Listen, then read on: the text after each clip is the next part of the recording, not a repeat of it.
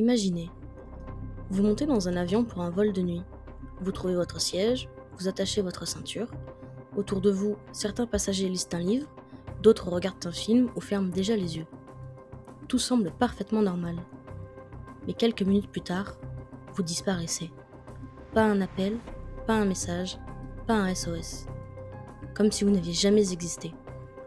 Le 8 mars 2014, c'est exactement ce qui est arrivé aux 239 personnes présentes à bord du vol MH370 de Malaysia Airlines.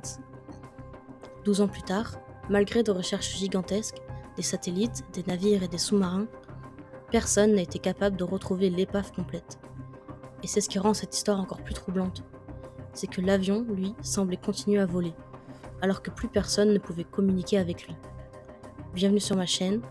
Aujourd'hui, nous plongeons dans le plus grand mystère de l'histoire de l'aviation moderne, le mystère du vol MH370 de Malaysia Airlines.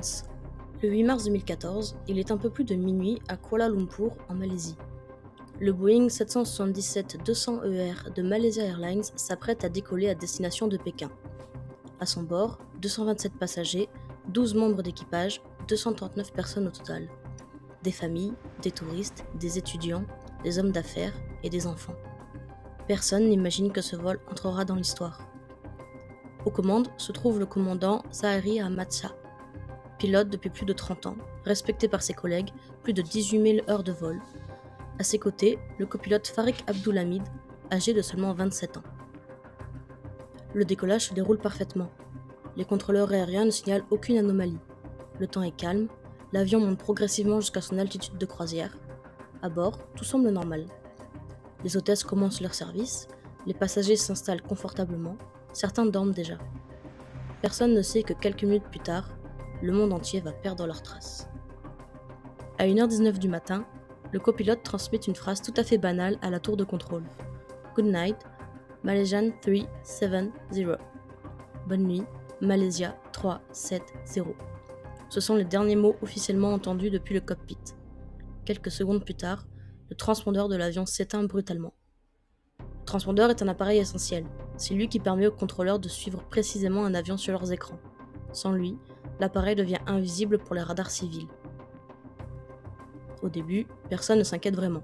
Les pertes de signal arrivent parfois. Les contrôleurs pensent à une panne, mais les minutes passent et le MH370 ne réapparaît pas. Puis, une découverte va complètement bouleverser l'enquête. Les radars militaires malaisiens, eux, ont continué à suivre un appareil. Et ce qu'ils observent est incompréhensible. Au lieu de poursuivre sa route vers Pékin, le Boeing effectue un immense virage, il fait demi-tour, retraverse la Malaisie, puis disparaît vers l'ouest. Pourquoi un avion de ligne changerait-il soudainement de trajectoire sans envoyer le moindre message de détresse ? À cet instant, le mystère du MH370 vient de commencer. Lorsque le soleil se lève sur l'Asie, personne ne sait encore où se trouve le MH370. À Pékin, les familles commencent à arriver à l'aéroport. Certains tiennent des fleurs, d'autres attendent simplement de retrouver un proche. Mais le tableau des arrivées reste figé. Le vol MH370 n'apparaît plus. Les minutes passent, puis les heures. Très vite, Malaysia Airlines confirme que l'avion est porté disparu. L'inquiétude laisse place à l'incompréhension. Comment un Boeing 777, l'un des avions les plus sûrs au monde, peut-il disparaître aussi soudainement ? Les recherches commencent immédiatement. Au départ, tous les secours se concentrent en mer de Chine méridionale, là où l'avion était censé se trouver. Des avions militaires décollent, des navires ratissent la zone, des hélicoptères survolent des centaines de kilomètres carrés. Chaque tache aperçue à la surface de l'eau est examinée. Chaque morceau flottant redonne un peu d'espoir. Mais à chaque fois, c'est une fausse piste. Pendant plusieurs jours, le monde entier suit les recherches en direct. Les chaînes d'information diffusent des cartes, des hypothèses, des témoignages. Les familles vivent dans l'attente d'un appel qui ne viendra jamais. Puis, une information totalement inattendue change le cours de l'enquête. Les radars militaires révèlent que le MH370 n'a jamais continué vers Pékin. Il a fait demi-tour. Et ce simple détail remet tout en question. Les recherches doivent être déplacées. Des milliers de kilomètres carrés deviennent soudainement inutiles. Il faut presque repartir de zéro. Mais ce n'est pas le dernier rebondissement. Alors que beaucoup pensent que l'avion s'est écrasé peu après sa disparition, des ingénieurs de la société britannique Inmarsat font une découverte incroyable.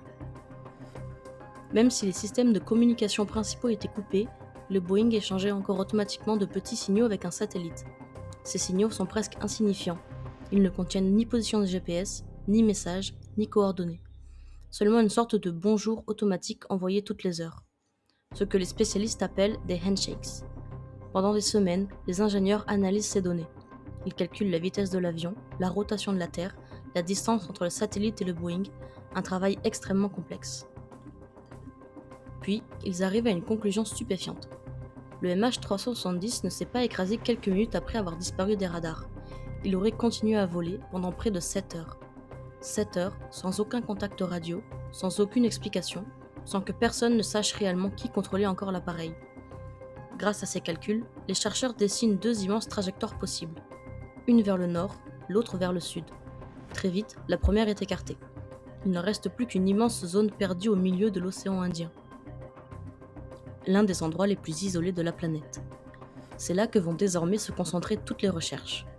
Mais retrouver un avion dans cette partie de l'océan revient presque à chercher une aiguille dans plusieurs millions de bottes de foin. Les mois passent, puis les années. Des navires équipés de sonars parcourent inlassablement les fonds marins. Des robots sous-marins descendent à plusieurs milliers de mètres de profondeur. Les équipes explorent des reliefs sous-marins encore jamais cartographiés.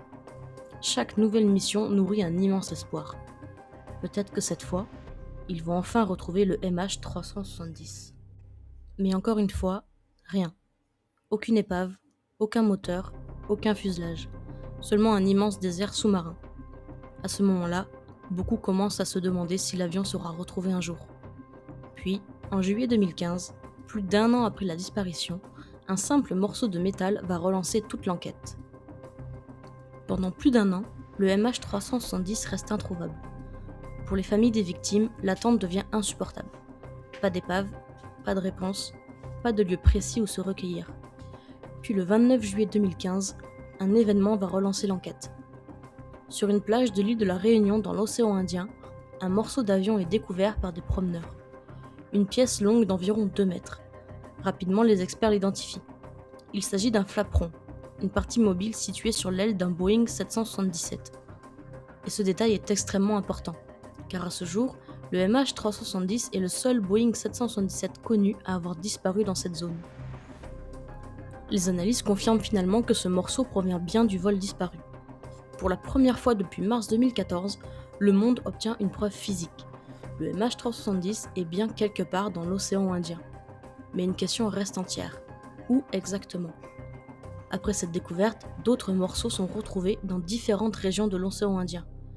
Au Mozambique, en Tanzanie, à Madagascar. Certains fragments sont analysés par les enquêteurs. Leur origine semble correspondre à celle du Boeing disparu. Le scénario devient alors plus clair. L'avion a probablement terminé sa course dans l'océan. Mais le mystère le plus important reste sans réponse. Pourquoi ? Pourquoi cet avion a-t-il changé de trajectoire ? Pourquoi les communications ont-elles été coupées ? Et surtout, que s'est-il passé à bord pendant ces dernières heures ? Depuis 2014, des dizaines d'hypothèses ont été proposées. Certaines sont étudiées sérieusement par les enquêteurs. D'autres relèvent davantage de la spéculation. Mais toutes cherchent à répondre à la même question. Qui contrôlait encore le MH370 après sa disparition des radars ? Première théorie, le suicide du pilote. C'est probablement l'une des théories les plus connues, mais aussi l'une des plus controversées. Le commandant de bord, Zahari Ahmad Shah, était un pilote extrêmement expérimenté. Plus de 18 000 heures de vol. Aucune difficulté professionnelle connue. Pourtant, certains enquêteurs se demandent si une personne dans le cockpit aurait volontairement changé la trajectoire de l'avion. Le demi-tour précis effectué par le Boeing semble en effet avoir nécessité une intervention humaine. Selon cette hypothèse, le pilote aurait pu couper certains systèmes de communication, modifier la trajectoire, puis laisser l'avion continuer son vol jusqu'à manquer de carburant. Mais il existe un problème majeur. Aucune preuve définitive n'a jamais confirmé cette théorie. Aucune lettre, aucun message, aucune donnée permettant d'affirmer avec certitude ce scénario. La famille du commandant a toujours rejeté cette hypothèse. Aujourd'hui encore, elle reste une possibilité étudiée, mais pas une vérité établie. Deuxième théorie, un détournement. Et si quelqu'un avait pris le contrôle de l'avion ? Au début de l'enquête, cette piste est naturellement envisagée. Les passagers sont examinés, Les membres d'équipage sont étudiés. Les autorités cherchent un éventuel lien avec une organisation criminelle ou terroriste. Mais malgré des années de recherche, aucun groupe ne revendique la disparition. Aucune preuve concrète ne permet de confirmer qu'un détournement classique a eu lieu. Le mystère reste entier. Troisième théorie, un incendie à bord. Une autre hypothèse évoque un problème technique majeur. Un incendie aurait pu se déclarer dans l'appareil. Face à une situation d'urgence, les pilotes auraient tenté de faire demi-tour pour rejoindre un aéroport. Mais la fumée ou les dégâts auraient pu empêcher toute communication. L'avion aurait alors continué son trajet automatiquement après que les occupants aient perdu le contrôle. Cette théorie explique certains éléments, mais elle laisse aussi plusieurs questions sans réponse. Car même en cas d'incendie, pourquoi couper certaines communications et pourquoi cette trajectoire précise vers l'océan Indien? Quatrième théorie, une dépressurisation. Une autre possibilité est celle d'une perte d'oxygène. Une dépressurisation rapide aurait pu rendre les occupants inconscients. L'avion aurait alors continué à voler grâce au pilote automatique. Cette situation, appelée parfois avion fantôme, existe déjà dans l'histoire de l'aviation. Cette théorie pourrait expliquer un avion volant pendant plusieurs heures sans communication. Mais elle n'explique pas forcément le changement de trajectoire initiale. Cinquième théorie, un piratage des systèmes de l'avion. Avec l'évolution de la technologie, une autre hypothèse apparaît.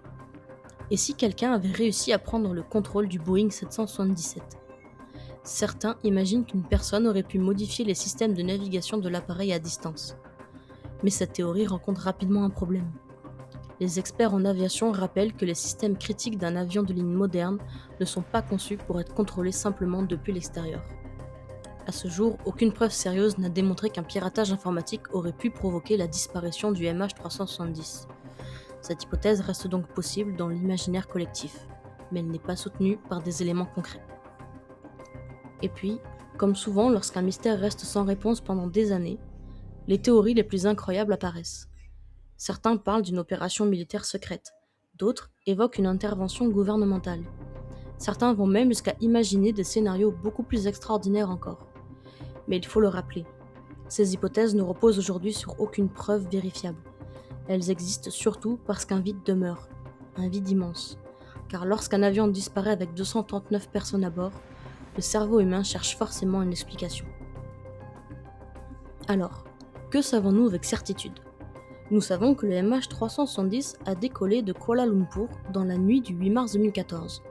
Nous savons que ses communications ont été coupées. Nous savons que l'avion a changé de trajectoire.